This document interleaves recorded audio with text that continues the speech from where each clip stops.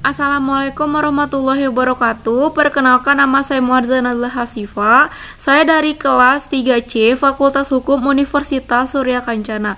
Di sini saya akan memenuhi tugas yang telah diberikan oleh Bapak Dr. M. Rendi Aridayani SHMH, yaitu mereview jurnal. Adapun jurnal selanjutnya yaitu peranan hukum administrasi negara dalam pemberantasan korupsi di Indonesia.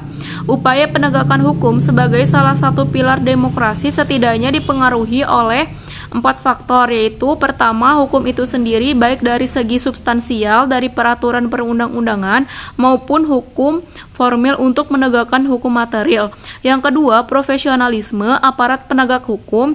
Yang ketiga, sarana dan prasarana yang memadai. Dan yang keempat adalah persepsi masyarakat terhadap hukum itu sendiri. Hubungan hukum administrasi adalah hubungan hukum antara pemerintah dengan warga negara yang hidup administrasi, termasuk dalam perbuatan hukum yang tidak ada dalam hukum perdata. Berbeda dengan hukum perdata, hubungan hukum administrasi terjadi secara tidak langsung dari peraturan perundang-undangan Nusantara 2020. Hal ini disesuaikan dengan pengertian hukum administrasi negara ya. Hal ini sesuai dengan mengurusi penyelenggaraan fungsi pemerintahan. Jika undang-undang memerintah atau melarang harus jujur, itu adalah Anda tidak boleh membunuh, itu adalah perintah, tetapi sulit untuk dipertahankan bahwa di sini dibahas tentang hubungan hukum antara pemerintahan penguasa di satu sisi dan warga di sisi lainnya. Bagaimanapun, hubungan ini sama sekali di luar badan yang bertanggung jawab kepada penguasa pemerintah dan menjalankannya, bukan fungsi pemerintahan. Hukum administrasi negara memiliki fungsi dan peran dalam mencegah dan memberantas korupsi di Indonesia. Fungsinya dalam peran administrasi negara menurut Munaf dan Gracia Reyes tahun 2013 yaitu 1. Pengawas hukum penyelenggaraan pemerintahan dari segi hukum.